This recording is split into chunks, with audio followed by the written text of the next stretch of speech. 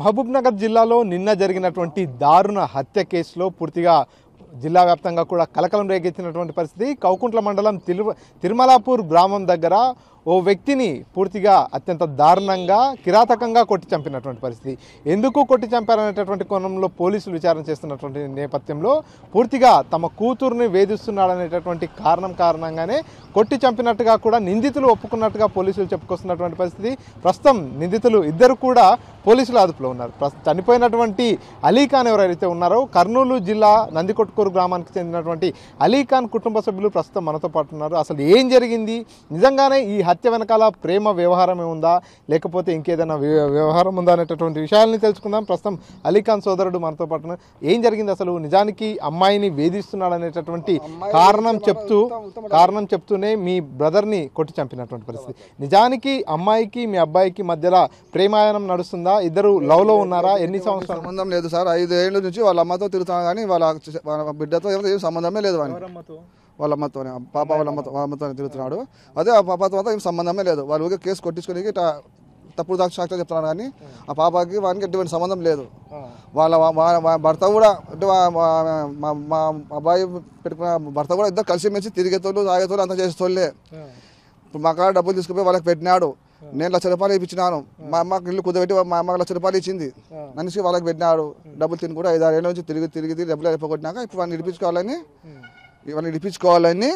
తప్పించుకోవాలని ఇక్కడికి వచ్చిన వాళ్ళు నేను పిలిపించి చంపినారు వానికి. అంటే ఎవరు? అబ్బాయికి మీ బ్రదర్ కు అమ్మాయి వల్ల అమ్మతో రిలేషన్ ఉందా? అమ్మతో రిలేషన్ ఉంది. అంటే మీకు ముందే తెలుసా ఈ విషయం? మంది చెప్తుంటే వింటాం మేము కూడా. డిక్లేర్ తెలియదు కదా. తప్పుడు నేను అన్నాను కదా, అందుమని చెప్పలేడు కదా ఇట్లా ఉంది అన్న అని చెప్పాడు. వాళ్ళు అన్నాక విన్నా నేను. అదే మాకు డబ్బులు ఇస్తే మోసుకుపోయి పెట్టినాడు. అమ్మాయికి డబ్బులు ఇస్తే తీసినాడు. నా డబ్బులలో కాల్ చేసినాడు, మొత్తం తీసినాడు. నా కాడ తీసుకుపోయినాడు, మా అమ్మల కాడ తీసుకుపోయినాడు. నీళ్ళు కుదబెట్టి పత్రాలు కుదబెట్టి కూడా డబ్బులు ఇచ్చేసినాడు. అయిపోయిన వానికి డబ్బులు ముట్టని పరిస్థితుల్లో వదిలించుకోవాలి కానీ వాటి చంపినారు వానికి. అంటే తల్లితో అక్రమ సంబంధం కారణంగానే ఈ గొడవ జరిగి కొట్టి చంపారంటారా? కొట్టి చంపారు అంతే సార్. మరి అక్రమ సంబంధం అనేది తప్పు కదా. మీరు ముందే మీ అబ్బాయికి ఎందుకు చెప్పుకోలేకపోయారు ఎటువంటి అక్రమ సంబంధాలు వద్దు అనేటటువంటి విషయాన్ని? మాకు అంతవరకు తెలియదు కదా. ఇప్పుడు తెలిసింది అంతా బయటకు వచ్చినంత తెలిసిపోతుంది కదా మాకు. అప్పుడే తెలిసింటే అప్పుడే వాడిస్తాం కదా, దూరం రానియం కదా. మనం చంపుకోలేము కదా, చూసి చంపుకోలేము కదా. ఈ సంగతి మాకు అప్పుడే తెలిసి దూరం రానియం మనకి. మేము మనం ఏదో కట్టడి చేసి పంచాయతీ పెట్టు, పోలీస్ స్టేషన్ కంప్లైంట్ ఇచ్చు, ఏదో ఒకటి చేసుకొని ఇడిపించుకునే వాళ్ళం మేము. మాకు చెప్పకుండా దూరం చేసుకునేవాడు అట్లా. సో అమ్మాయితో ప్రేమ వ్యవహారం అనేది లేదు. ఉత్తమాటల వల్ల లేదు. ఆ మాట మీరు కూరుకొచ్చి కనుక్కునే తెలిసిపోతుంది మీకు. ఆ అమ్మాయితో మనకి ఎటువంటి సంబంధం లేనే లేదు. తండ్రి ఉత్తమాటలు అంటున్నాడు కానీ అసలు 5-6 ఏళ్ళ నుంచి తిరిగేతోళ్ళు అమ్మాయితో సంబంధం ఉంటే ఇన్నాళ్ళు ఎందుకు ఉంటాడు? ఎప్పుడు పెళ్లి చేసుకుంటాడు కదా. ఇన్నాళ్ళు వాళ్ళ ఇంట్లో చుట్టూ చాకరీ చేసుకుంటే ఎందుకు ఉంటాడు? చేసుకోడు. 5-6 నుంచి వాళ్ళు చాకరీ చేస్తున్నాడు. మా డబ్బులలో అయిపోగొట్టినాడు. వేలు నా కాడ ప్రూఫ్ కూడా ఉంది. చూపిస్తుంది కదా మీకు. నాకు ప్రూఫ్ కూడా ఉంది. నా కాడ డబ్బులు కట్టేది. డబ్బులు సొంతంగా నేను ఇప్పించిన వాళ్ళకి. డబ్బులు వాళ్ళకి ఇచ్చేసినాడు. వానికి పెళ్లి కాలే. వానికి వేరే తాగుడు అలవాటు లేదు. డబ్బులు ఎట్టి ఆడిపోతాయి అన్ని వాళ్ళకే పెట్టినాడు. డబ్బులలో వాళ్ళకే పెట్టేసినాడు. మా అమ్మగారు తీసుకుపోయి పెట్టినాడు, నాగా తీసుకుపోయి పెట్టినాడు. ఇప్పుడు డబ్బులు వెళ్ళక బ్లాక్ అయినందుకు వాడిని వదిలించుకోవాలని చంపేసినారు. కానీ వాళ్ళు చెప్తున్నది ఏంటంటే నందికొట్కూరులో నిత్యం మా ఇంటికి రావడం, మా కుటుంబ సభ్యుల్ని వేధించడం చేస్తున్నటువంటి కారణంగానే ఆ ఊరు వదిలేసి ఇక్కడికి తిరుమలాపూర్కు రావడం జరిగింది. ఇక్కడ ఉన్నా కూడా అడ్రస్ కనుక్కొని ఇక్కడికి వచ్చి మళ్ళీ వేధించాడు. సో దాని కారణంగానే ఆవేశం పట్టలేక కొట్టి చంపామంటున్నారు. 5-6 ఏళ్ళ నుంచి ఆశ ఇప్పుడు వచ్చిందా మీకు? 5-6 సంవత్సరాల నుంచి వచ్చింది ఆయాసం. ఇప్పుడు ఎట్లా వచ్చింది మీకు? వాళ్ళు ఉన్న ఏరికి తిన్నారు కదా, అప్పుడు ఆయన ఆయాసం ఇప్పుడు ఎట్లా వస్తుంది? ఇప్పుడు ఇంకా డబ్బులు లేవు, ఇంకా బ్లాక్ డబ్బులు రావడం లేదు, టైప్ పొజిషన్ అయింది, ఉదయానికి పిలిచడం లేదు ఎవరు కూడా. వదిలించుకోవాలని చంపినారు సార్ అంతే. ఇది చంపినారు అంతేవరకే. కానీ ఇది మాత్రం మా పాపకు ఇటువంటి సంబంధం లేదు. మా పాప సంబంధం ఉంటే ఇన్నాళ్ళు పెళ్లి చేసుకునేవాడు కదా, ఇంతసేపు ఉంటాడు కదా. 5-6 ఏళ్ళ నుంచి ఎందుకు ఉంటాడు పెళ్లి చేసుకోకుండా? చేసుకుంటాడు. అక్రమ సంబంధం వాళ్ళ అమ్మాయితో మాట ఉత్తమాటలు. గతంలో ఎప్పుడన్నా ఈ అక్రమ సంబంధం గురించి కానీ అమ్మాయి గురించి కానీ ఇంకే విషయంలో అయినా గొడవలు ఏమైనా జరిగాయా మీ వరకు, కుటుంబ సభ్యుల వరకు? లేదు. మా ఇంటికి వచ్చి మా అమ్మతో గొడవ డబ్బులు తీసుకుని వాళ్ళకి పెట్టేవాడే కానీ వాళ్ళకి గొడవలు లేవు. అందరూ సొంత ఫ్యామిలీలాగా తిరిగి ఉండేవాళ్ళు. ఇంట్లో వాళ్ళ ఫ్యామిలీలాగా ఉండేవాళ్ళు ఇంట్లో. మొగుడు కూడా ఉన్నాడు చంపినోడు. మా ఉన్నప్పుడు తిరుగుతుండే బండి మీద తిరుగుతున్నాడంట. తినడం చేయడం, బియ్యం ప్యాకెట్లు ఎత్తుకుపోవడం, మా ఉన్నప్పటి పోయి ఇప్పించడం, బియ్యం ప్యాకెట్లు ఇప్పించడం మా తమ్ముడే వానికి అంట. అంతా చెప్తున్నారు అందరు. ఇప్పుడు నాకు ఇట్లా తిరుగుతుండి మీ తమ్ముని పడి వాడు కూడా బండి మీద వెనక కూర్చొని బియ్యం ప్యాకెట్లు ఎత్తుకుపోయి అట్లా మోసినాడు. మా తమ్ముడు. మా తమ్ముడు డబ్బులు రాని విషయంలో ఇంకా వేరే ఎవరిని చూసుకోవాలి, ఇంకా అయిపోయింది. ఇట్లా సుమారు 4-5 చేసింది ఆమె. ఇదే కాదు, మా ఉంది కాదు, గతంలో 4-5 మందిని తప్పించేసింది. ఇక్కడ 5-6 వాడు ఉన్నారు. ఇప్పుడు ఈయన తప్పించుకుంటే మళ్ళీ ఎందుకు చూసుకోవచ్చు అనే పోకరముండా ఉండాలి. అంటే గతంలో ప్రేమ విషయంలో కానీ అక్రమ సంబంధం విషయంలో కానీ అమ్మాయి కుటుంబ సభ్యులు ఒక మీ దగ్గరికి రావడం కానీ పోలీస్ స్టేషన్కి వెళ్ళడం కానీ మీ అబ్బాయి కారణంగా మా కుటుంబం అంతా కూడా ఇబ్బందులకు గురవుతుంది అనేటటువంటి విషయాన్ని ఎప్పుడన్నా వేరే వ్యక్తుల ద్వారా చేరవేశారా మీకు? లేదు, సొంత ఫ్యామిలీ వాళ్ళకి ఉండేవాళ్ళు కదా, చెప్తున్నా కదా నీకు నేను. సొంత ఫ్యామిలీ ఉన్నట్టే బండి మీద తిరిగేవాళ్ళు కదా అందరు వాళ్ళు.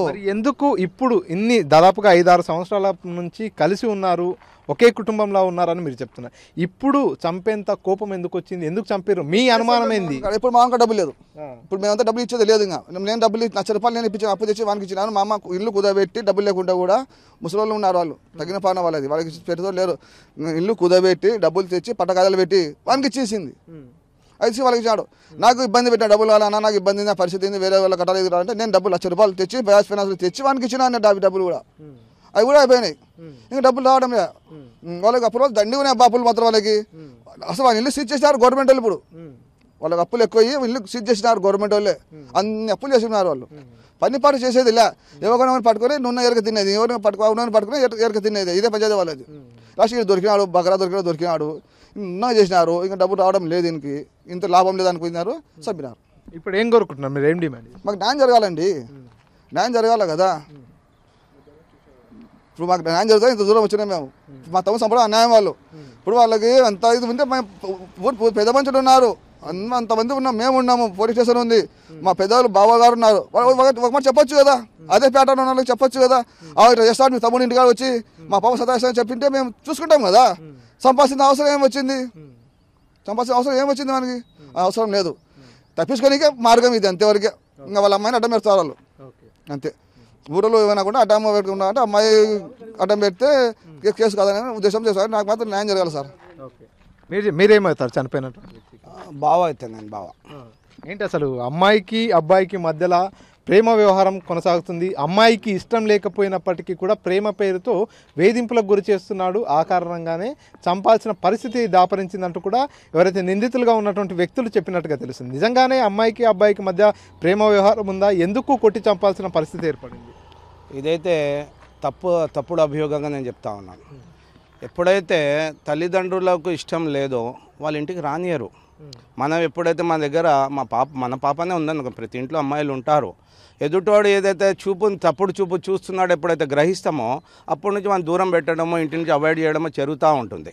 కానీ అలా లేదు. 24 గంటలు వాళ్ళతో ఉండడము, వీళ్ళ చావుల్లో రావడం, వీళ్ళ ఇంటికి, వీళ్ళ పెళ్లిళ్ళలో శుభకార్యాల్లో రావడము, వీళ్ళతో కలిసి తినడము, ఇవన్నీ చేసినప్పుడు ఎక్కడ మనకు ఆడ ఉందనో ఎలా అనుకుంటామో, అది నేను చెప్పేది. ఎందుకంటే ఎక్కడైనా సందేహం వచ్చే సందర్భం అనేది ఎక్కడా లేదు నేటి వరకు కూడా. అంటే ఏమైనా బంధువులు అవుతారా అమ్మాయి కానీ అబ్బాయి? మీకు ఏమైనా రిలేషన్ ఉందా? ఎలాంటి సంబంధం లేదు. వాళ్ళు ఎలా కలిసినారో ఆ అమ్మాయి టైలర్ వృత్తి చేస్తుండే. ఆ వీధిలో హాజీనగర్ అనే వీధిలో వచ్చి అడిగినా 24 గంటలు ఆ పిల్లోడు అక్కడ ఉండేవాడు. మనం ఏమంటున్నామంటే ఈరోజు చెప్పాల్సిన అవసరం లేదు వాళ్ళకు. ఒక ప్రాణాన్ని తీర్చే హక్కు ఎవరు ఇచ్చినారు వాళ్ళకు? మీకు న్యాయస్థానాలు లేవా? చట్టాల మీద మీకు నమ్మకం లేదా? పెద్ద మనుషుల మా మీద నమ్మకం లేదా? సమాజం మీద నమ్మకం లేదా? అంటే చంపడమే ఒక ఇదా? తప్పు కదా ఒక ప్రాణం తీయడం. నిజంగా మీకు అన్యాయం జరుగుతుంది, వాడు ఎవడో వచ్చి చేస్తున్నాడు, స్టేషన్లో పోండి.